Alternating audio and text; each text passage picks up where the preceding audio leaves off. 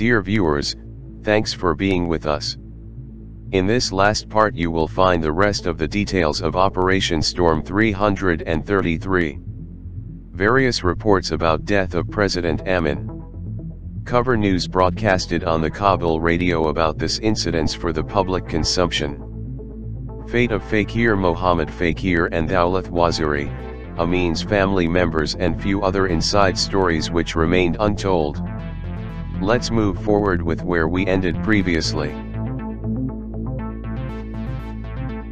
At 7:30, loud explosions were heard from Kabul city area, which confused the Afghan defenders.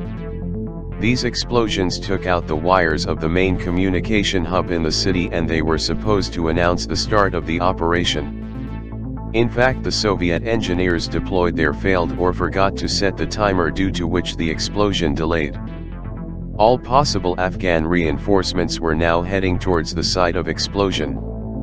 Most of the Soviet soldiers deployed around the palace had slowly managed to get near to the palace now, but they had neglected one very important security post close to the place that was not taken out, and those soldiers were free to fire on the assaulting forces from behind. Resultantly, an APC was gunned down near the outpost by Afghans. However, this turned out to be a mistake for the Afghans later. After having the APC decapitated, the Soviet soldiers turned towards the post and managed to quickly capture it after leaving the vehicle. Now it became easier for Soviets to make advancement. The proof of how intensely the Afghan defenders fought was the fact that the first Soviet vehicle to reach the palace was from the third column. Even then the Soviets' troops had to quickly left the vehicle and find the cover near entrance of palace. The rest of the forces were still pinned down by unrelenting fire coming from the palace. The Spetsnaz commanders found it the most crucial point of the battle. They decided to make advancements quickly towards the building, straight through the incoming fire. Other Spetsnaz quickly followed, after a machine gun nest had been taken out. At last, in position for the final phase of the assault, members of Alpha broke in through the front door while members of Zenit broke in through a window on the right. Those KGB soldiers were the only Soviet troops entering the building. According to one of the officers, the Muslim battalion was ordered to stay outside. They were tasked to encircle the palace and serve as a first layer of defense against any reinforcement of Afghan army that may reach there somehow during the operation, hence neutralizing them on the first layer. Another reason for posting Muslim battalion outside was that they may find it difficult to kill another Muslim, since there is a brotherhood concept in Islam. Soviets knew very well. This aggression of communists is in fact war against Muslims and their religion.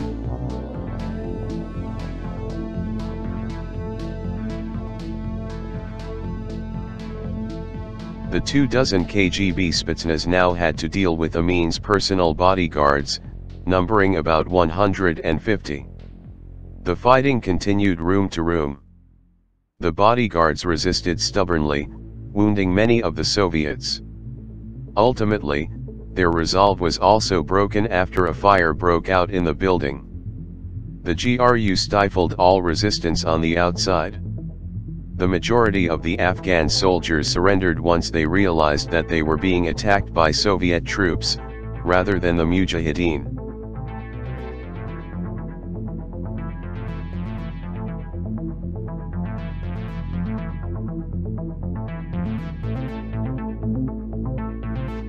There are various stories about the end of Amin. In one it is said that Amin took his Kalashnikov and came to the staircase to defend his family from the top, where he took bullet in his thigh and later died of his wounds. In another story, while the attack was going on, Amin had woken up from his coma. He wandered into the palace bar, wearing nothing but shorts and a t-shirt. Confused, he asked his men who were the attackers. To the very end, he would not believe that the Soviets were behind it all. Only a few minutes afterwards, Amin was shot down by a Group A officer and subsequently blown up by a grenade. The third story says, he was captured alive by GRUM troops, but semi-conscious, suffering convulsions due to interrupted medical treatment of the poisoning. The exact details of his later death have never been confirmed by any eyewitness. In another story at the same time was that Amin was killed by Said Mohammad Gulabzoy, a previous minister of communication until ousted by Amin, who was present with 2 other previous ministers during the assault to give credence as it was an Afghan-controlled operation. Author of the book Heads of KGB Leonid Mlechin mentioned in his interview that Amin was shot and beheaded and that the KGB brought his head in a plastic bag along to Moscow as a proof of his death. His body was buried near the palace without placing any tombstone. KGB executed the male members of Amin's family there while his wife and children were taken along, who later were imprisoned in the jail. No reinforcement could reach Amin. Amin's son was fatally wounded and died shortly after. The whole operation took about 43 minutes.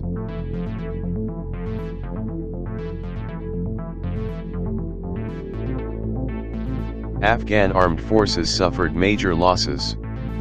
30 Afghan palace guards and over 300 army guards were killed while 150 were captured. A total of 1,700 Afghan soldiers surrendered to Soviet troops and were taken as prisoners.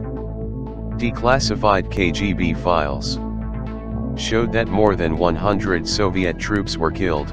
This includes 5 officers of the KGB Special Forces, 7 troops from the Muslim Battalion, and 2 paratroopers were killed. The commander of the KGB contingent, Colonel Boyarinov, was killed. All the surviving participants in the KGB troops in the operation were wounded. Also, Soviet Army Dr. Colonel V.P. Kuznechenkov, who was treating Amin, came in the target of friendly fire and got killed. General Yuri Drozdov arrived at the palace in the morning and made it his headquarters.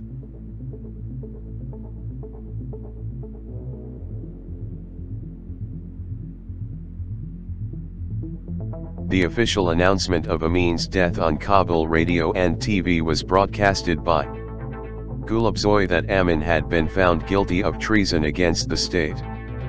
He had established links with CIA and he was aiding the Hizb Islami of Gulbuddin Hikmatyar. Finding so, Amin has been sentenced to death at a revolutionary trial for crimes against the state, and that sentence had been carried out. Let's check out the original video of Amin's death news broadcast, though it's in the local language, the Pashto, but our viewers will at least be able to understand 2 words, the CIA and Gulbuddin Hikmatyar.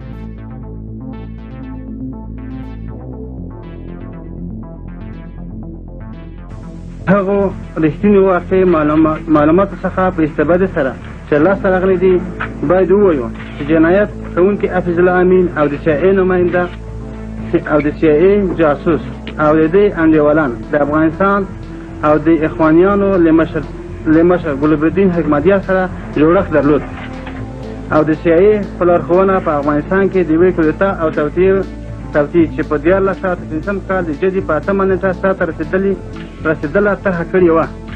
د افغانستان په نوي حکومت کې حافظ الله امین د جمهور رئیس په توګه، ګلبدین حکمتیار د صدراعظم په توګه، او محمد یعقوب د افغانستان د دموکراتیک جمهوریت د ملي دفاع د وزیر پخوانی لوی درسي د ملي دفاع د وزیر په توګه موافقه. Ironically, in this whole episode, what made the Soviet operation so simple was the Amin's unwavering belief that he was fully backed by Moscow and that any Soviet troops in Afghanistan would only be there to assist him. Yes, it's strange that as the attack was underway, Amin still believed the Soviet Union was on his side, and told his adjutant, "The Soviets will help us." The adjutant replied that it was the Soviets who were attacking them. Amin initially replied that this was a lie. Only after he tried but failed to contact the army chief, and then Soviet embassy in Kabul but found no response, Amin muttered, "I guessed it. It's all true." There is another fact of greater concern, that what Amin really was thinking was altogether different than what KGB station chief was reporting about him back to the Kremlin in Moscow. The reports were not credible enough about Amin's inclination towards West and that he may reach to an agreement with Washington. The same fear that pushed Yuri Andropov, the KGB head, to recommend invasion of Afghanistan to President Brezhnev. This inappropriate reporting from KGB station's chief was one of the reasons which triggered the assassination of President Amin and invasion of Afghanistan that led to 10 years of devastating war taking countless lives from both sides. It is also said that as Amin took hold of presidency, he issued strict orders against Tariqi followers and Mujahideen. According to many reports, almost 50 Afghans used to be executed daily in Pul-e-Charkha prison of Kabul. Fakir Muhammad Fakir was sentenced to death after having arrested from Defense Ministry building raid in which Yaqub Khan was assassinated, but fortunately he remained in death row till the Soviets' withdrawal in 1989 and got free afterwards. Dawlat Waziri with some twist joined the Soviet army. He remained in army even in the Ashraf Ghani's government. In this operation, several other government buildings were seized from Amin's Khalqist government during the operation, including the Ministry of Interior building, the Internal Security (CAD) building, and the General Staff building, Darul Aman Palace. The Soviets were now in a complete control of Kabul and so the Afghanistan. After being assured that the mission was a success, Babrak Karmal, who was secretly brought into Kabul along with Soviet forces, assumed his new position as leader of Afghanistan. This act of aggression by the Soviet Union appalled Afghanistan's already unruly rural community. Even local leaders and mullahs who previously were not opposed to Amin's rule started agitating the general populace to rise up against their common enemies. The Mujahideen, consisting of several ideologically diverse groups, also began working towards a united front of resistance. After installing Babrak Karmal, Soviets were citing that communism was heading to its next target in Afghanistan, but that came out to be a fiasco later on. That was all. Thanks for watching. Team Fact Punch is done with information we had to provide to our viewers. Do provide like if you like the video and feedback in the comment sections below. Hoping to see you soon on our next vlog. Till then, take care and bye for now.